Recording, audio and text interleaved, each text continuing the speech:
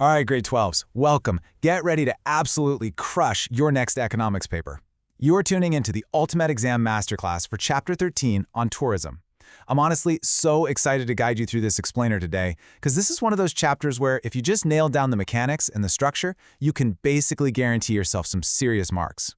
So here's our roadmap for today. We're going to cover definitions and purposes, measuring and growth, effects and benefits, the South African profile and policy, and finally, we'll wrap up with some hardcore exam strategy. Okay, let's dive into this. Section 1, Foundations, Key Concepts and Purposes. First things first, what actually is tourism? Well, officially, it's the activity of people traveling to and staying in places outside their usual environment. It has to be for no more than 1 year for leisure, business, or other purposes, and this is key, without earning money from the place they're visiting. Now, you really need to understand this distinction.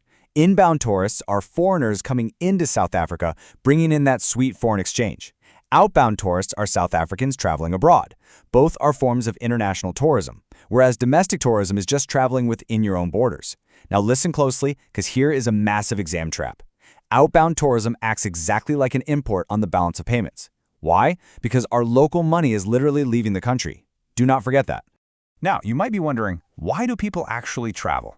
The reasons are incredibly diverse. I mean, the vast majority travel for leisure and recreation, beaches, safaris, that kind of thing. But others travel for business, for medical needs, pilgrimages, major sports events, or to experience ecotourism and local cultural heritage. But regardless of why they travel, always remember the golden rules from the World Tourism Organization.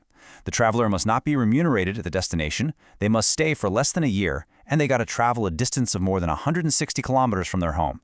Right, moving along to Section 2, Mechanics, Measuring and Global Growth.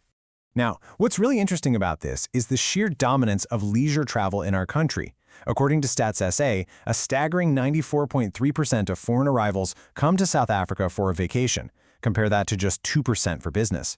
This kind of data is exactly what you'll be asked to interpret in your Section B data response questions, so keep an eye out for these trends. So, why the massive global tourism boom? Well, the reasons are highly testable. Globally, people just have increased disposable income and fewer working hours, which means more money and more time to actually travel.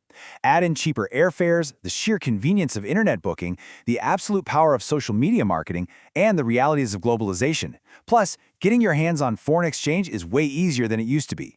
And locally, South Africa is still benefiting from the massive infrastructure and global exposure boom from the 2010 World Cup. Okay, let's hit Section 3, Impact, Macroeconomic Effects and Benefits. So the crucial point here is committing this mnemonic to memory right now. Literally memorize this. PIG-E-E, piggy. Whenever an exam question asks you about the effects of tourism, you scribble this in the margin immediately. It stands for poverty relief, infrastructure development, GDP contribution, employment creation, environmental impacts, and externalities. Master this. But quick side note, for your essays, you absolutely must discuss the negatives too. Things like environmental degradation, cultural disruption, seasonal employment, leakage of income to foreign-owned businesses, and external shocks like crime or disease. Having this balance for you is exactly how you unlock the top marks in this chapter. Let's highlight one specific component of PGE, employment. Think about this number for a second, 7%. Tourism is incredibly labor-intensive. It employs 7% of South Africa's entire workforce. To put that into perspective, that's roughly 1.12 million people. Not only that, but it directly contributes nearly 8% to our overall GDP. The impact here is absolutely monumental. And that brings us to our second vital mnemonic, HBIG. So, while PGEG covers the broad macroeconomic effects, HBIG is how you organize the specific benefits of tourism across the different sectors of the economy. HBIG. Let's unpack HBJIG super quickly. Households benefit directly through salaries and wages from all those newly created jobs. Businesses make profits, and it heavily stimulates SMME, or small business growth. Infrastructure gets a major boost with upgraded roads, airports, and social services. And finally, the government benefits big time through increased tax revenue and a massive inflow of foreign exchange. Honestly, this is literally the multiplier effect in action, where the initial spending by a tourist just circulates and multiplies through the local economy. All right, jumping into Section 4, Context.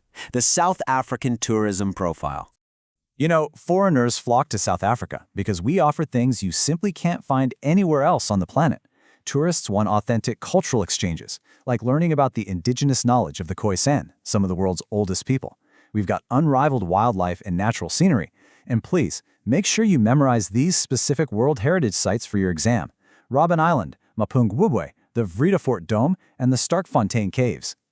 But look, it's not without its challenges, which is exactly where government policy has to step in. The Department of Tourism, working alongside SA Tourism, brilliantly markets us as the world in one country. However, to keep that growth going, our policies have to address some serious hurdles. We absolutely need streamlined visa requirements, heavy investment in infrastructure, strict measures to tackle crime and the negative perception of safety, and a massive focus on transformation and rural ecotourism development. Okay, let's move to Section 5 and see how this all builds into actionable exam strategy and our master checklists. So, here is a classic 50-mark Section C essay prompt pulled straight out of past papers. Notice anything familiar about it? Discuss the effects of tourism, highlighting its impact on GDP, employment, poverty, externalities, the environment, and infrastructure. No way, right? The prompt is literally asking you to spell out PIGEE. To structure that perfect essay, just follow these steps. In your introduction, drop that exact World Tourism Organization definition we talked about earlier. In your main body, use PIGEE as your paragraph headings, and definitely sprinkle in HBIJ to show off the depth of your knowledge. For the additional part of the essay, critically assess those SA tourism policies and challenges we just discussed, and finally, hit them with a super strong conclusion summarizing tourism's overall value. Now, whatever you do, do not neglect Sections A and B.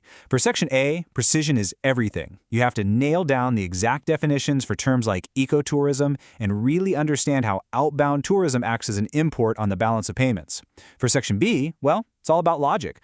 Practice looking at Stats SA bar charts or donut charts, identifying the trends, and using your knowledge of those global growth factors to explain why those trends are happening. All right, final rapid-fire mental checklist. Before you walk into that exam room, ask yourself, do I know all the key concepts by heart? Can I write out PIGE and HBIG from scratch without looking? Do I truly understand the unique SA tourism profile in our World Heritage sites? And do I have that Section C essay structure completely memorized? If you can confidently check all these boxes, you are totally ready. And this brilliantly illustrates exactly where you are right now, steadily climbing those steps toward your NSC exams. Every single definition you memorize, every mnemonic you practice, is one step higher. You've just got to keep going, keep putting in that daily work. I want to leave you with a final provocative thought, because very soon, you won't just be studying the economy, you're going to be the ones running it. If tourism already employs over 1 million South Africans, how can your generation use technology, creativity, and innovation to literally double that number in the next decade? Think big, study hard, and absolutely go ace that exam.